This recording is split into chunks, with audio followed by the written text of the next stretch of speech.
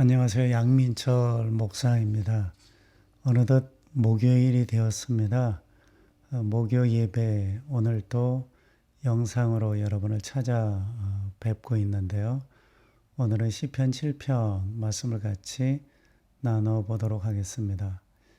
시편 7편을 설명할 때 1절 위에 보면 이렇게 설명글이 달려 있어요.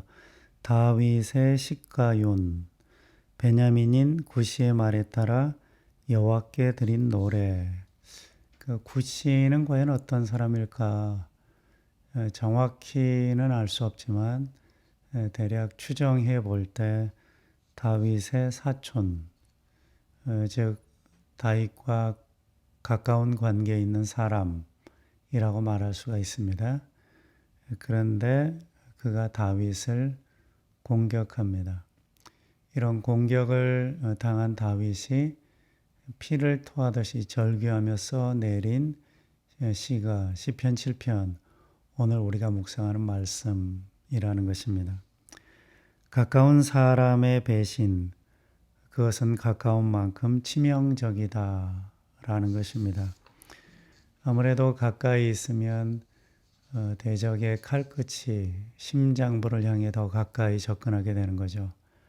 가까이 있는 만큼 칼끝은 더 깊이 후벼파게 되어 있다라는 것입니다. 베냐민 사람 구시 사촌으로 추정이 되는데 그에 의해서 다윗이 모함을 받았던 것 같습니다. 그 억울함을 토해낸 것이 본 시편이라는 것입니다. 대개 가까이 있는 사람에게 공격을 당할 때 두 가지 경우죠. 공격당하는 당사자가 정말 나쁜 사람이든지, 그래서 그의 가까운 측근조차도 그를 공격할 수밖에 없었든지, 또 하나는 이익에 상당한 결부가 되어 있든지, 즉 공격하는 사람에게 공격하지 않으면 손해를 입거나 공격하면 큰 이익이 따라오거나, 이 둘 중에 하나가 결부가 되면 가까운 사이에도 공격하게 된다라는 거죠. 다윗의 경우는 전자가 아니라 후자에 해당된다라고 말할 수가 있습니다. 왜냐하면 다윗은 주목받는 자리에 있었죠. 권력의 자리에 있었던 것입니다. 그 다음 권력으로 유력한 인물이었던 거죠. 권력은 많은 것을 얻게 합니다. 그 권력을 누가 쥐냐에 따라서 상당한 이익이 생기기 때문에 그 이익의 편에 섰던 사람이 구시라는 사람인 것입니다. 이익을 따라 사는 사람에게서 정의란 발견하기 어려운 주제입니다. 그때그때 정의를 합리화시킬 뿐이지 결국 이익을 따라 산다라는 것입니다. 하나님께 우리 삶을 바친 하나님의 자녀로서 예수의 제자된 저와 여러분의 삶은 이익을 따라 살면 안 됩니다. 이익을 따라 살면 결국 하나님 말씀도 저버리게 된다라는 거죠. 정의로운 하나님, 그 하나님을 욕되게 할 수밖에 없다라는 것입니다. 예수 믿고 하나님의 자녀된 것을 최고의 이익으로 생각하고 나머지는 예수님을 따름에 있어서 치루어야 하는 값진 대가라고 생각하면 우리는 좀 더 정의로운 삶을 살 수가 있다라는 것입니다. 혈육의 정을 무시한 구시의 반역은 그에게 치명적이었죠. 가까운 사람의 배신은 가까운 만큼 그에 대한 신뢰를 파괴합니다. 사람들이 이렇게 말을 합니다. 오직 했으면 사촌이 등을 돌렸겠어. 이 얼마나 치명적인 타격입니까? 함께 죽음을 무릅쓰고 싸웠던 사울왕이 그의 신복인 다윗에게 칼을 겨루었죠. 그러면 사울왕이 나빠 하는 사람도 있겠지만 오직 했으면 자기 신복한테 칼을 겨누겠어 라고 하는 사람도 생긴다는 거죠. 사랑하는 아들 압살롬의 반역은 너무나 치명적입니다. 오죽했으면 제 아버지한테 칼을 겨누겠어. 다윗은 이런 억울함 속에서 살 수밖에 없는 위치에 있었다라는 거죠. 주목받는다라는 것은 이처럼 어려운 일들을 겪을 수도 있는 자리인 것입니다. 앞장서서 일할 때 좋은 일만 생기지 않습니다. 다윗이 겪었던 것만큼의 시련은 아니겠지만 그와 유사한 일들이 종종 벌어질 수 있다는 거, 앞장서서 일하는 모든 분들 참고하셔야 되겠습니다. 하나님이 받으시는 합당한 기도를 드리려면 먼저 우리 자신을 성찰하셔야 합니다. 인생은 순탄치 못합니다. 이것은 살면서 이런저런 어려운 일을 겪을 수도 있다라는 말의 의미이기도 합니다. 시련의 날에 하나님의 도우심을 구하며 간구하셔야 합니다. 간혹 어떤 이의 기도는 합당치 않은데요. 이런 기도인 것입니다. 내가 늘 남한테 덕을 쌓고 또 늘 정의롭게 살고 또 다른 사람을 배려하면서 타인에게 피해를 주지 않고 살았다면 모르겠거니와 전혀 그렇지 않은 사람이 있습니다.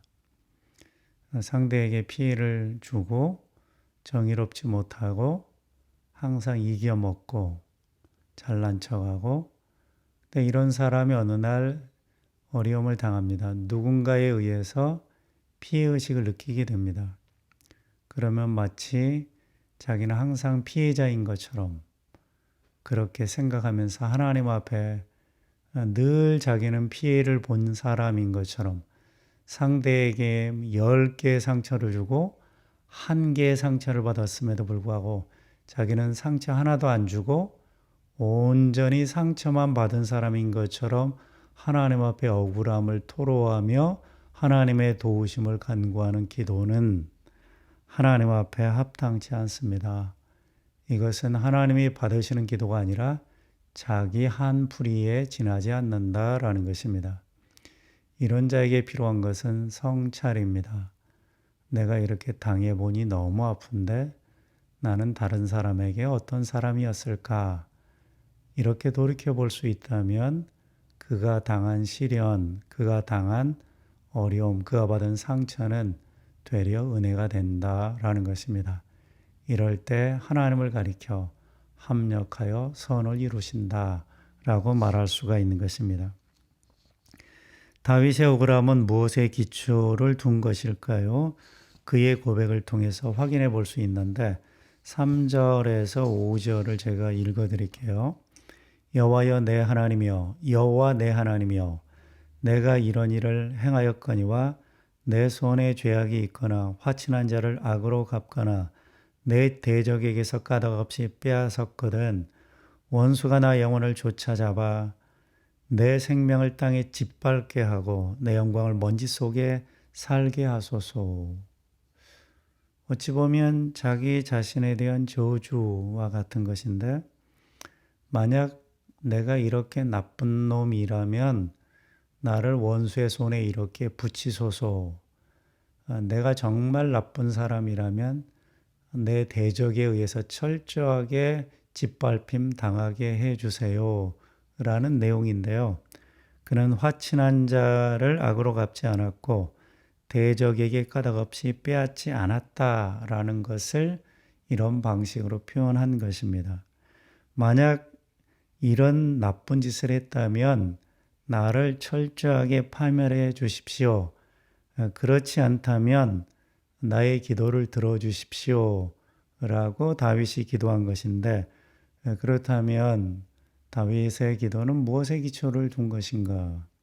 그가 무엇에 기초를 두었길래 이렇게 열을 내면서 분노하면서 기도한 것일까? 정의입니다. 정의에 기초를 둔 기도였음을 알 수가 있습니다. 하나님 앞에서 온전히 의로운 인생은 아무도 없습니다. 그럼에도 그의 기도가 합당한 것은 하나님 앞이 아닌 너와 나라는 관계 속에서 그는 정의로운 사람이었습니다. 너와 나라는 관계 속에서 그는 꽤 정의로운 사람이었습니다. 적어도 밧세바의 남편 우리아에게 악을 행하기 전까지는 그는 꽤 정의로운 사람이었다라는 것입니다.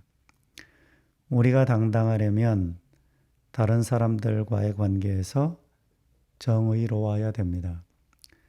그럼에도 하나님 앞에서는 너무나 큰 죄인이라는 사실을 기억하면서 늘 겸손하셔야 합니다.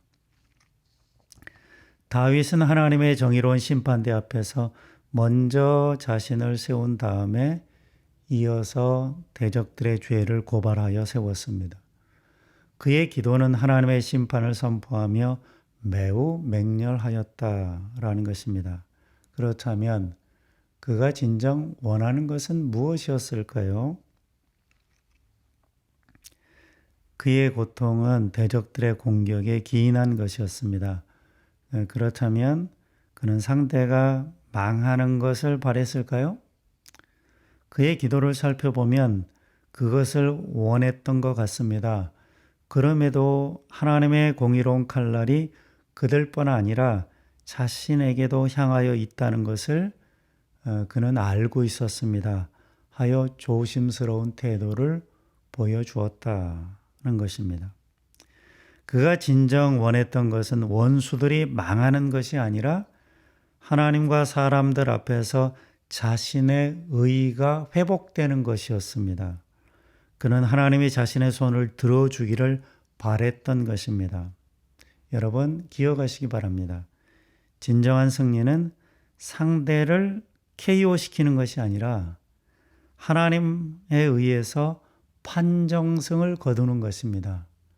내가 상대를 넉다운 시키는 것이 아니라 하나님에 의해서 내 손이 들려지는 판정승하는 것, 이것이 진정한 승리라고 말할 수가 있습니다. 저와 여러분이 잘 아시는 것처럼 그는 전사입니다. 누구보다 용맹한 군인이며 탁월한 싸움꾼이었습니다. 직접 해결하지 않고서 하나님께 고발한 까닭이 무엇입니까? 하나님 앞에 합당한 자라는 판정을 받고 상대를 이기고 싶었던 것입니다. 자신의 칼을 마음껏 휘두르며 그 힘이 모자라서 하나님 도와주세요 라고 요청했던 것이 아닙니다. 만약 우리가 우리의 힘을 다 쓰고 패악을 다 저지르면서 하나님 도와주세요 라고 하면 그것이 얼마나 가증한 기도이겠습니까? 그는 오히려 하나님 앞에 자신이 불의한 자가 되지 않도록 자신의 칼을 제대로 사용하지 못했다라는 것입니다. 그가 하나님에 의해 판정승을 원했다는 것을 어떻게 알 수가 있을까요? 본문에서 그가 기록한 단어들, 그가 사용한 단어들을 보면 알 수가 있습니다. 8절을 보겠습니다. 여호와께서 만민에게 심판을 행하시오니 여호와여 나의 의와 나의 성실함을 따라 나를 심판하소서. 심판, 하나님에 의한 심판이라는 단어를 쓰죠. 하나님은 만민을 심판하시는데 나의 의를 보시고 나의 성실함을 보시고 나를 판단해 주십시오라고 기도했습니다. 11절 하나님은 의로우신 재판장이시며 매일 분노하시는 하나님이시로다. 하나님을 재판하시는 하나님, 의로움을 갖고 재판하시는 하나님이라고 표현했습니다. 사랑하는 여러분, 삶의 현장에서의 심판은 중간평가의 심판이며 삶의 방향을 조정하여 더 잘 살라는 메시지를 주고 있습니다. 심판의 주체는 하나님이십니다. 즉, 살면서 하나님의 어떤 심판을 받는다라고 생각할 때 이것은 최후의 심판과는 다른 성격의 것이라는 거죠. 삶에 대한 중간평가의 성격이라는 겁니다. 삶의 방향을 조정해서 더 잘 살라, 그런 의미를 담고 있다라는 것입니다. 삶의 현장은 또 다른 하나님의 심판대인데요. 마지막 큰 심판과 다른 점이 있다면 삶의 현장에서의 심판대는 중간평가의 성격을 지니고 있다라는 것입니다. 돌이켜 자신을 성찰하고 방향을 조정하여 더 잘 살아야 합니다. 그런 의미에서 삶의 현장에서의 심판대는 수술대와 같고 조정실과 같은 사랑의 심판대입니다.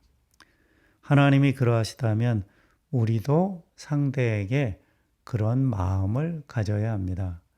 왜냐하면 하나님이 나에게 그러하시기 때문입니다. 내가 스스로 쟁취한 승리는 불의와 불편을 수반하지만 하나님에 의한 판정승은 의와 평안을 수반합니다.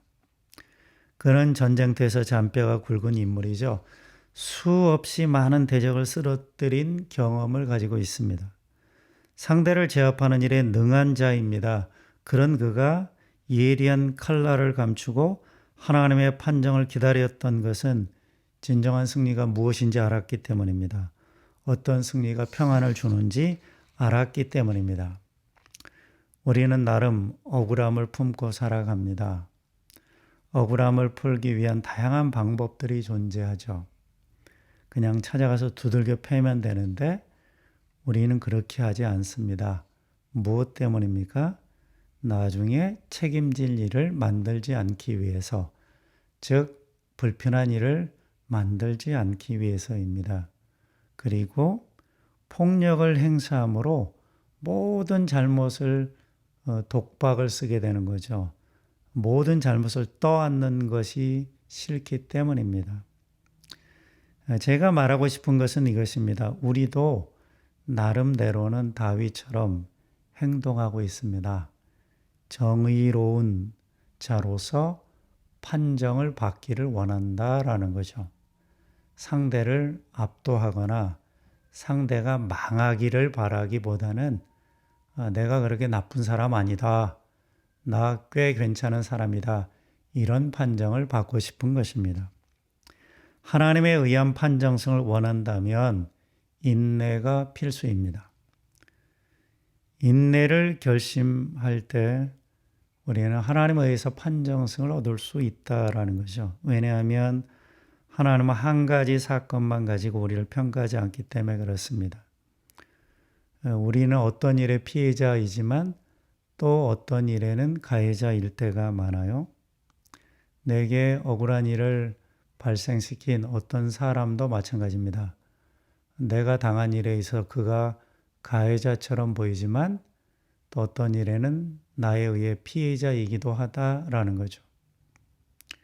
그런데 우리의 착각은 이것입니다. 그냥 나만 피해자인 것 같아요. 나한테 조금 잘못한 사람이 있으면 그는 항상 가해자인 것처럼 규정을 해버립니다. 그리고 자신의 분노를 합리화시키고 자신의 억울함을 합리화시킵니다. 기억하시기 바랍니다. 우리는 어느 때는 피해자이지만 어느 때는 가해자입니다. 더 큰 가해자일 때가 많습니다. 그리고 상대 또한 내게는 가해자처럼 보이지만 피해자인 경우도 있습니다.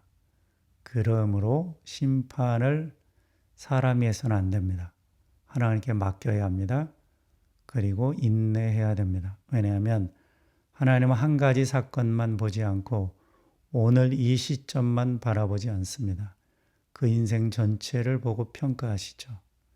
또 그가 행한 다양한 일들, 그가 겪은 다양한 일들을 종합해서 판단하시는 하나님인 것입니다. 그래서 우리는 인내해야 된다라는 것입니다. 섣부른 판단을 금하고 부디 인내하시기 바랍니다. 우리가 인내해야 되는 또 다른 이유는 이것입니다. 모두 잘 되기를 바라시기 때문입니다. 내가 잘못했는데 하나님 참고 계시잖아요. 왜 참고 계실까요? 내가 행한 선한 일도 아시기 때문이죠. 물론 그렇습니다. 하지만 더 중요한 것은 예수님의 피값으로 나를 사셨고 나의 아버지가 되셨기 때문에 나에 대해서 오래 참으시는 것입니다. 지금은 부족하지만 더 온전해지기를 기대하고 계시기 때문입니다. 지금은 잘못하지만 나중에는 스스로 성찰하고 바르게 설 것을 기대하기 때문에 나에 대해서 오래 참으시는 것입니다. 하나님은 나를 사랑하십니다. 그리고 나에게 어려움을 선물한 가해자도 사랑하십니다. 하나님의 사랑 안에서 우리 모두가 있다는 걸 기억하면서 하나님을 닥달하여 빨리 심판해 달라고 이런 기도는 그만한 게 좋겠다 싶어요. 오히려 정의로운 하나님의 판단 앞에 내가 바르게 서고 상대가 불의하게 보여지기를 바라기보다는 내가 하나님 앞에 정의롭게 의롭게 보여지기를 힘쓰는 저와 여러분이 되는 것, 이러한 노력을 각자 기울일 때 하나님이 원하시는 열매가 나타날 것입니다. 나도 잘 되고 그도 잘 되는, 하나님의 사랑 안에 있는 모든 사람이 함께 승리자가 되는 그러한 열매들이 하나님 앞에 있어야 되며, 이런 열매를 맺기 위해서 나는 내 삶에서 먼저 하나님의 정의로운 심판대 앞을 의식하면서 그 말씀에 합당한 삶을 살아야 되겠습니다. 감사합니다.